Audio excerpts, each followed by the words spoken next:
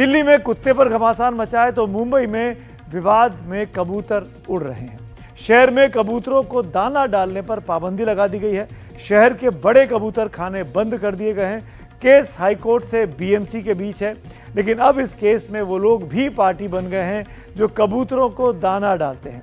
एक जैन मुनि ने तो धमकी दी है कि कबूतर खाने बंद हुए तो वह आमरण अनशन करेंगे।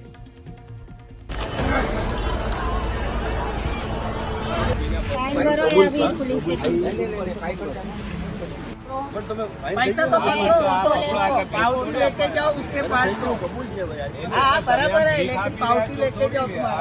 नाम बोलो तो लेके जाओ। बाहर क्यों खिलाते हो? मुंबई में खुलेआम कबूतरों को दाना डालने पर बीएमसी चालान काट देती है।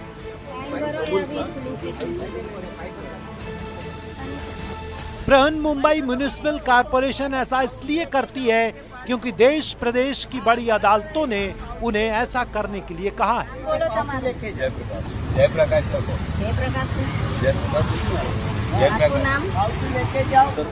अदालत में शिकायत की गई थी कि कबूतर जानलेवा बीमारी की वजह बन रहे हैं, इसलिए कबूतर खानों को इंसानों के बीच से दूर किया जाए। कोर्ट ने आदेश किया कि कबूतर खाने हटाओ। इसके बाद से मुंबई में तस्वीर बदली सी है।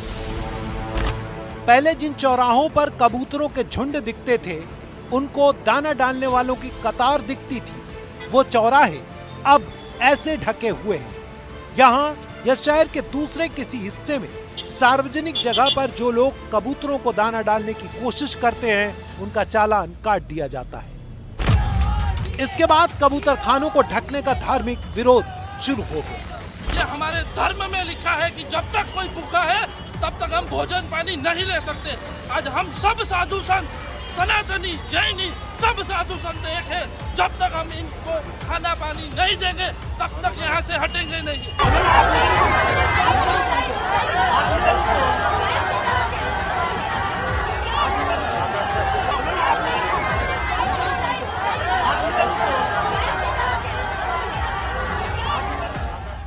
जन स्वास्थ्य को मद्देनजर रखते हुए महाराष्ट्र सरकार ने बीएमसी को शहर में आने वाले 51 कबूतर खानों को बंद करने के निर्देश दिए। इसका समर्थन बॉम्बे हाईकोर्ट ने भी किया और बाद में बीएमसी ने अपनी गतिविधि थोड़ी तेज कर दी, जिसको लेके उन्होंने दादर में जो कि काफी पुराना कबूतर खाना है उसके ऊपर बैरिकेडिंग बढ़ा दी। अब इसके चलते जैन समाज में एक तरीके से आक्रोश फैल गया और उन्होंने सैकड़ों की तादाद में उस दादर के कबूतर खाने की तरफ बढ़ने की कोशिश की और उन्होंने कबूतरों को नियम का उल्लंघन करके भी खाना खिलाने की कोशिश की। उसके बाद बॉम्बे हाईकोर्ट ने अपने पुराने वाले रुख की ओर मोड़ किया और कहा कि वो अपने पुराने वाले डिसीजन के साथ ही रहेंगे और उसी के साथ सुप्रीम कोर्ट ने भी इस मामले में पढ़ने से पूरी तरीके से मनाही कर दी। उधर जैन मुनियों ने यह साफ कर दिया है कि जरूरत आने पर वो धर्म के लिए शस्त्र भी अपने हाथ में उठा सकते हैं और आमरण अनशन भी कर सकते हैं।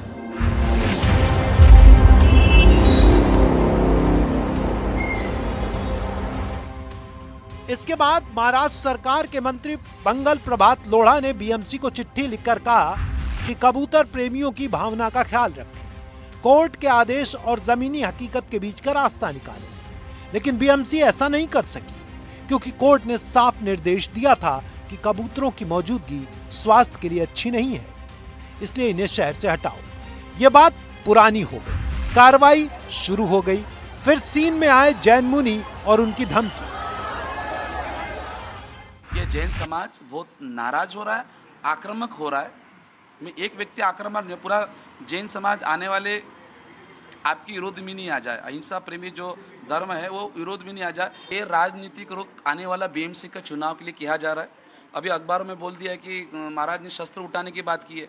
अरे भाई शस्त्र नहीं, मैंने सोचा यदि मेरे पास मैं लड़ रहा हूँ पर मैं भगवान महावीर के सिद्धांत पे लड़ रहा हूँ। भगवान महावीर का आखिरी जो शस्त्र है वो अमरण अनशन। इन लोगों ने कहा कि महाराज जी अनशन शस्त्र उठाएंगे। अरे भाई मैं कबूतरों को मैं किसी हिंदू भाई को थोड़ी मानूंगा। हम भी जैन है, हम भी सनातनी है।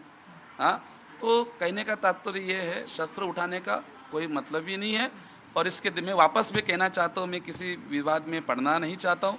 मराठी लोगों को मेरे भावना से यदि ठेस पहुँचिए तो मैं उनको क्षमा चाहता हूँ।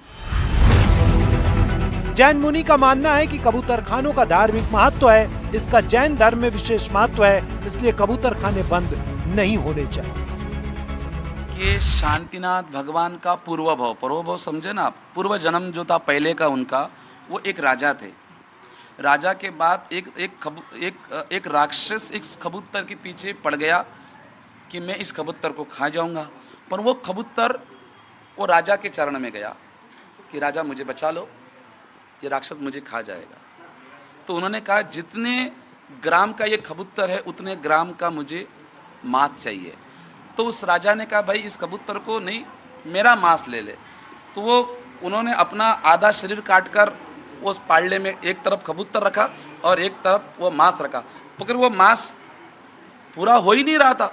तो शांतिनाथ ने कहा ठीक है, वो पूरे के पूरा उस पल्ले में बैठ गए और अपनी पावने की बोल दिया ये कबूतर को मात कुत करो। और वही जिन्होंने कबूतर को जीवन दान दिया वही पूर्व के अंदर आज शांतिनाथ भगवान बने। वो शांतिनाथ भगवान कबूतर खाने दादर में है और वही उसी सामने कबूतर से लाखों करोड़ लोग देश से आते और वहाँ पे दाना डालते और पुण्य समझते। ये जैन संस्कृति भी समझती है और सनातन संस्कृति रोज कबूतर को दाना डालती है। यहाँ तक कि मुस्लिम लोग भी दाना डालते, बोलते जन्नत में जाकर दरवाजे खुलते कबूतर को दाना डालने के लिए, मुस्लिम लोग भी कहते हैं। एक बात यह भी है कि कबूतर खानों को व्यस्त चौराहों से हटाकर खाली जगह पर ले जाया जाए ताकि सेंटीमेंट और सिस्टम एक साथ चल सके। लेकिन नीलेश चंद्र मुनि इससे सहमत नहीं है। वो भीषण संग्राम की धमकी दे रहे हैं। अमरण अनशन एक पहले बोला था जब तक मेरे मांगे पूरी नहीं तब तक मैं अनशन करूंगा। मैं एक टाइम पे अन्न और जल का त्याग कर दूंगा। और मुझे विश्वास है, विले पार्ला का मंदिर टूटा था 12 बजे, ना मैंने कोई मीडिया किया था, 12 बजे मैंने आह्वान किया तो विले पार्ला के अंदर मंदिर टूटा बीएमसी वालों ने। तो कम से कम सुबह तक कम से कम 40,000 जैन लोग इकट्ठे हुए थे। वो तो सिर्फ मुंबई की थे, अभी तो पूरा भारत, पूरे वर्ल्ड भर के अंदर जैन लोग हैं, वो मेरे साथ आएंगे। जो मेरा संघर्ष है और मेरा जो शौर्य है वो मरते दम तक रहेगा कबूतरों के लिए। शहर में लोगों ने जिन पशु और पक्षियों के साथ जीना सीखा, जो जिंदगी का हिस्सा हो गए, अब उन्हीं की वजह से इंसानों की जिंदगी खतरे में पड़ रही है। इसकी वजह से संघर्ष बढ़ रहा है। उम्मीद है समाज इस संकट का भी कोई सरल समाधान खोज लेगा।